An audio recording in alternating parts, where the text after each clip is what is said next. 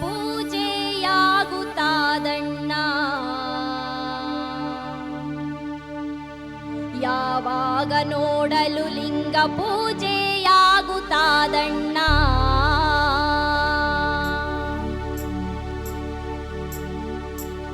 ಲಿಂಗ ಪೂಜೆಯಾಗುತ್ತಾದಣ್ಣ. ಯಾವಾಗ ನೋಡಲು ಲಿಂಗ ಪೂಜೆಯಾಗುತ್ತಾದಣ್ಣ. ಲಿಂಗ ಪೂಜೆಯಾಗುತ್ತಾದೆ ಅಂಗೈಯೆಂಬ ಗುಡಿಯ ಒಳಗೆ. ಲಿಂಗ ಪೂಜೆಯಾಗುತ್ತಾದೆ ಅಂಗೈಯೆಂಬ ಗುಡಿಯ ಒಳಗೆ. ಲಿಂಗದಂತ ಮನಸ್ಸು ತನ್ನ ಕಣ್ಗಳಿಗೆ ಕಾಣುತ್ತಾದೆ. ಲಿಂಗ ಪೂಜೆ ಲಿಂಗ ಪೂಜೆಯಾಗುತ್ತಾದಣ್ಣ. ಯಾವಾಗ ನೋಡಲು ಲಿಂಗ ಪೂಜೆಯಾಗುತ್ತಾದಣ್ಣ.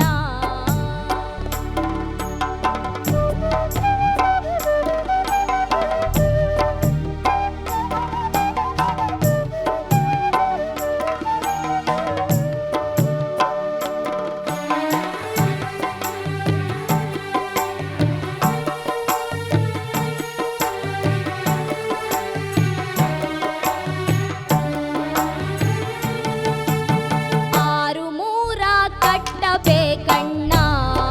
ಆ ಲಿಂಗ ಪೂಜೆಗೆ ಆರು ಮೂರ ಕೆಡಿಸಬೇಕಣ್ಣ. ಆರು ಮೂರ ಕಟ್ಟಬೇಕಣ್ಣ.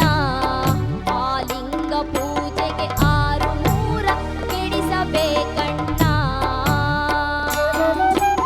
ಕಾಕ ಬುದ್ಧಿಯ ನೂಕಬೇಕು, ಮದಗಳೆಲ್ಲವ ಅಳಿಸಬೇಕು.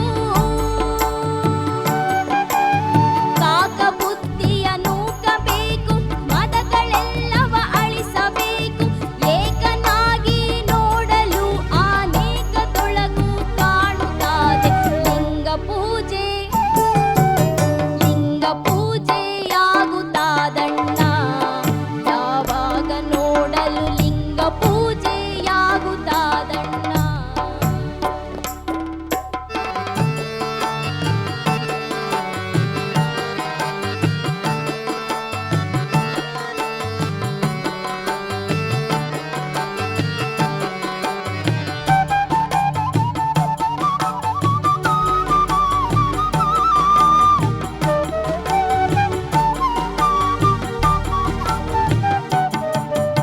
ಯೋಗ ಎಂಟನು ನೆಚ್ಚಬೇಕಣ್ಣ. ನಿರ್ಗುಣಿ ರಾಜ ಯೋಗಿ ತನ್ನೊಳು ಇಹನು ಕಾಣಣ್ಣ. ಯೋಗ ಎಂಟನು ನೆಚ್ಚಬೇಕಣ್ಣ. ಆ ಲಿಂಗ ಪೂಜೆಗೆ ಯೋಗಿ ತನ್ನೊಳು ಇಹನು ಕಾಣಣ್ಣ. ಆಗ ಈಗ ಎನ್ನಬೇಡಿ, ಹೋಗುತ್ತಾದೆ ದಿನವು ಕಳೆದು. ಆಗ ಈಗ ಎನ್ನಬೇಡಿ, ಹೋಗುತ್ತಾದೆ ದಿನವು ಕಳೆದು. ಹೋಗ ತನಕ ಮರೆಯದೆ ಕೈವಾರದಾತನ ನೆನೆಯಿರಣ್ಣ. ಲಿಂಗ ಪೂಜೆ ಲಿಂಗ ಪೂಜೆಯಾಗುತ್ತಾದಣ್ಣ. ಯಾವಾಗ ನೋಡಲು ಲಿಂಗ ಪೂಜೆಯಾಗುತ್ತಾದಣ್ಣ. ಲಿಂಗ ಪೂಜೆಯಾಗುತ್ತಾದಣ್ಣ. ಯಾವಾಗ ನೋಡಲು ಲಿಂಗ ಪೂಜೆಯಾಗುತ್ತಾದಣ್ಣ. ಯಾವಾಗ ನೋಡಲು ಲಿಂಗ ಪೂಜೆಯಾಗುತ್ತಾದಣ್ಣ. ಯಾವಾಗ ನೋಡಲು ಲಿಂಗ ಪೂಜೆಯಾಗುತ್ತಾದಣ್ಣ.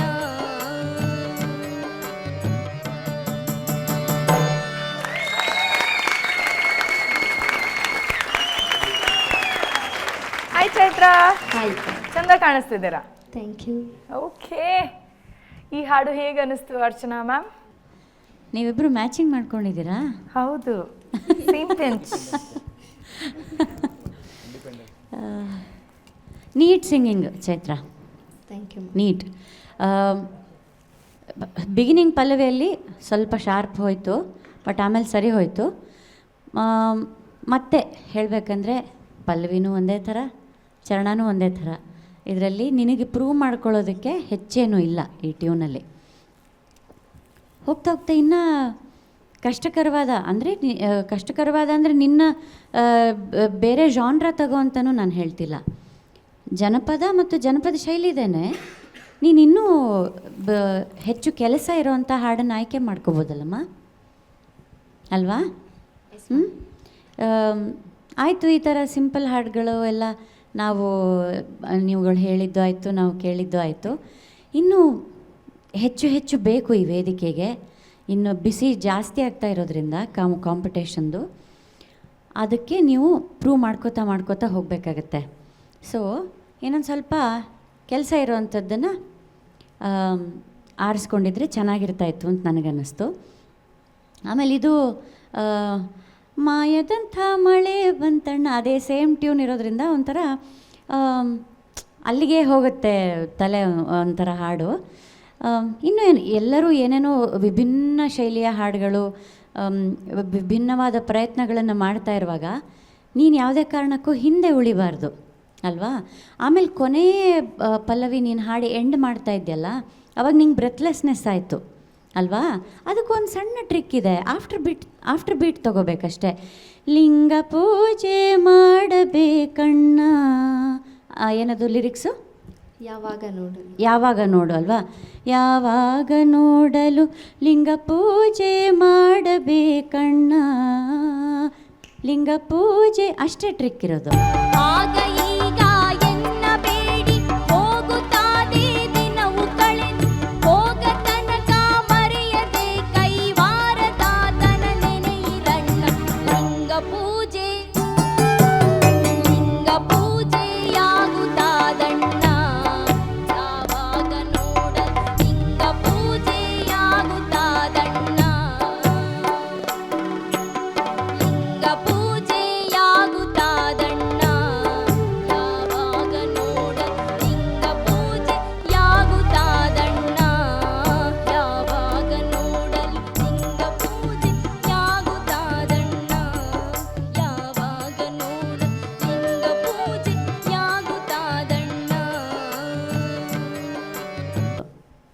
ಒಂದು ಬಾರ್ ಬಿಟ್ಟು ತೊಗೊಂಡ್ರೆ, ಅರ್ಧ ಬಾರ್ ಬಿಟ್ಟು ತೊಗೊಂಡ್ರೆ ನಿನಗೆ ಉಸಿರಾಡೋಕ್ಕೆ ಜಾಗ ಸಿಗತ್ತೆ.